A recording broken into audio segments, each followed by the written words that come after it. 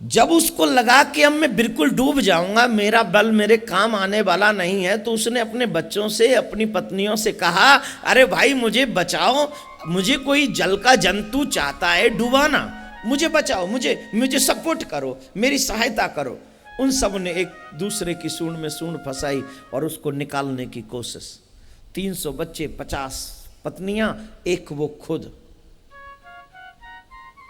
लेकिन जल का जंतु भारी है क्योंकि वो जल में है। उसके लाख प्रयास के बावजूद भी उस गजराज को वो निकाल नहीं सके। और जब देखा कि नहीं निकल पा रहा है तो बच्चों ने सबसे पहले साथ छोड़ा। बोले ये तो मरेंगे डैडी, हमें और मारेंगे, यहां हम जोर लगा लगा के वैसे ही मर जाएंगे। बच्चे छोड़ के जाने लगे।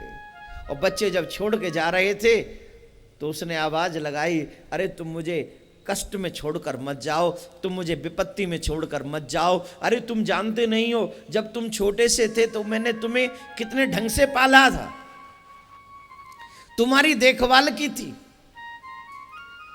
तुम्हारी हर जरूरत को पूरा किया था।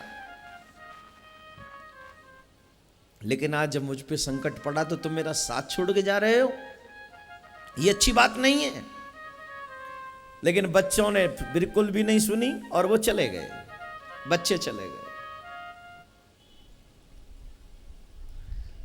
पत्नियां फिर भी साथ देती रहीं थोड़ी देर, लेकिन पत्नियों को लगा कि अब हमारी ताकत काम नहीं आएगी, तो वो भी छोड़ के चलती बनी।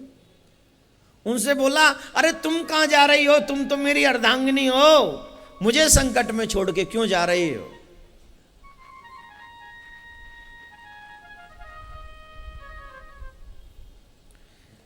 पत्नियां भी बोली, आपका संकट गहरा है, हमारे सहयोग से भी छूटने वाला नहीं है, इसलिए जा रही हैं। और वो छोड़ के चली गई। वो रोता रहा, वो तड़पता रहा, वो बिलखता रहा, लेकिन उसकी आवाज किसी ने नहीं सुनी। बोलो राधे राधे, जोर से बोले एक बार। वैसे बाहर की हवा अच्छी आ रही है आज, ऐसा नहीं लगेगा आपको, और थोड़ी देर बाद ठंडा हो जाएगा। और तुम गए हो तो इंदर ते कह के और परवाह दूं, गेहूं में नुकसान है जाएगा, हद कर तो तुम तो सोने में तो कमा लोगे, उन किसानों को कहा बेचारे को है। सब बोले प्यार से राधे राधे, और जोड़ते बोले।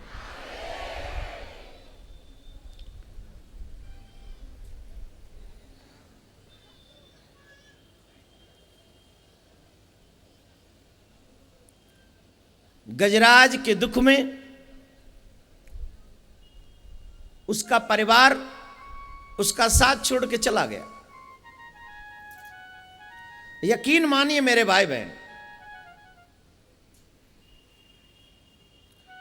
जब तक जीव किसी के काम का रहता है, ये पूरी दुनिया आपका साथ निभाती है। लेकिन जब ये जीव किसी काम का नहीं होता, उस वक्त अपने रिश्तेदार तो छोड़ो, अपना आत्मज जिसको हमने जाया है, वो औलाद भी हमसे गुड बाय करके निकल जाती है। एक बहुत अच्छा पद है, जब ये हंसा तजे देह को, तो सबसे ज्यादा तकलीफ किसको होती है? सबसे ज्यादा तकलीफ होती है उस समय पत्नी को। लेकिन कुछ समय बाद वो भी रोना बंद कर देती है। बेटा रोता है 2 दिन, मां रोती है 4 दिन, पत्नी रोती है 10 दिन, और रिश्तेदार रोते 1 घंटा।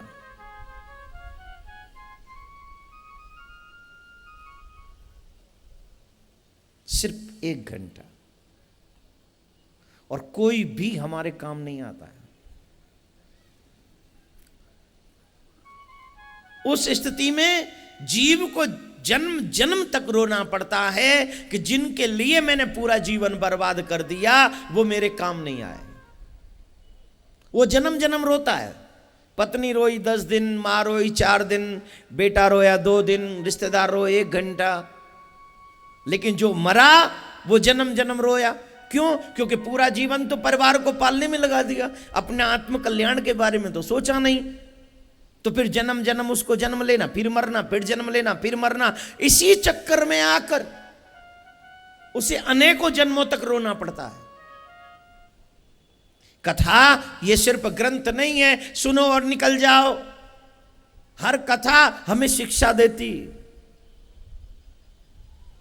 यही भागवत है जिसने परीक्षित को तार दिया, यही भागवत है जिसने हमारी माताजी को तार दिया सन 2007 में। तो क्यों हमें नहीं तार सकती?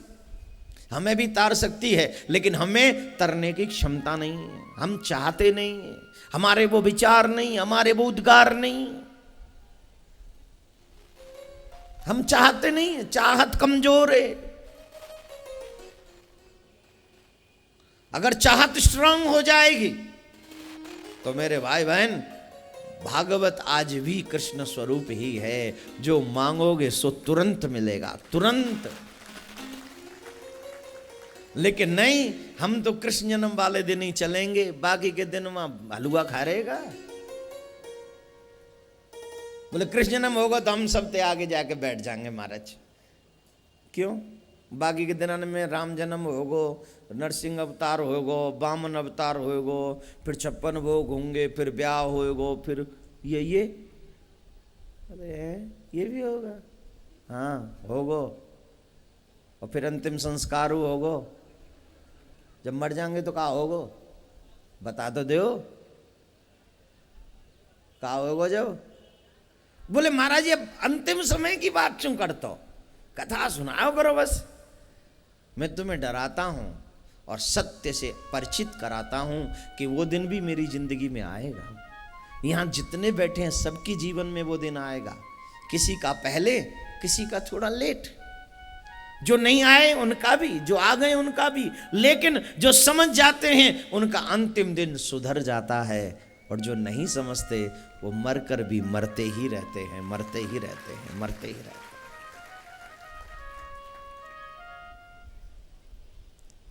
भगवान संतों के मुंह से मैंने सुना है, नंगे पांव दौड़े, हाथ में सुदर्शन चक्र लिया और जाकर तुरंत उस ग्राहक को समाप्त कर दिया और गजराज को मुक्त कर दिया।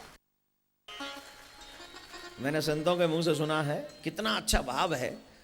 इसने कहा गोविंद, क्या कहा? गोविंद।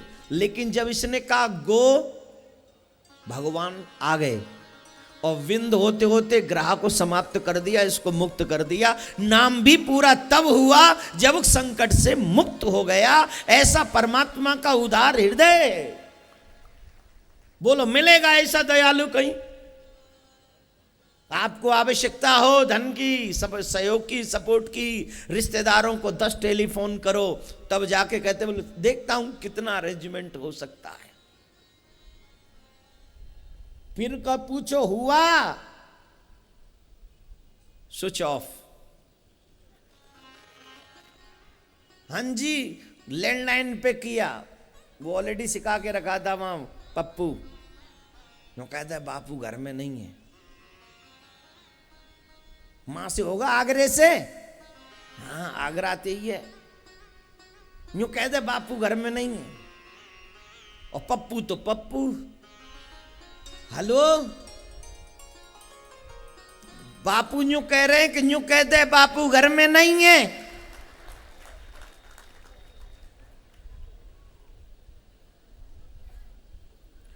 झट आगरा भाई समझ गए, सपोर्ट ना करना चाहता, धड़ दो फोन, बिल चू लगाऊंगा एक्स्ट्रा। लेकिन जब घर में शादी होगी तो कार्ड फिर भी जाएगा, वहां नहीं जाएगा। बेशर्मी की हद है। इनको कार्ड देने से बेटर है कभी बिहारी जी में जाकर सबसे पहला कार्ड दिया करो। प्यारे मेरे घर में, आपके घर में आपके बच्चे की शादी है, कृपा करना आपको जरूर आना है। इतना प्यार क्यों नहीं कर सकते बिहारी जी से? मना कर देगा, नहीं आएगा वो। लेकिन नहीं, हृदय में उतना भाव नहीं है। हम तो उसी को फोन करेंगे जो सपोर्ट करे न करे, कार्ड उसी को देंगे। गोविंद नाम जब हुआ पूरा कंप्लीट, उसी वक्त नाम कंप्लीट होने से पहले दुख दूर हो गया उसका। और इसने गोविंद को कब बुलाया? इसे भगवान की याद कब आई? जब इसकी सूंड मात्र जौ के दाने की बराबर ऊंची रह गई थी जल के ऊपर, मात्र जौ के दाने के बराबर। आप सब जानते होंगे जौ गेहूं का भाई है जौ, और उस दाने की बराबर जब सूंड रह गई ना पानी के ऊपर, तब भगवान को बुलाया। अब की बार पार करो नंद के दुला, अब की बार पार करो प्यारे। और भगवान आए, तुरंत उसका संकट काट दिया। बोलो राधे राधे।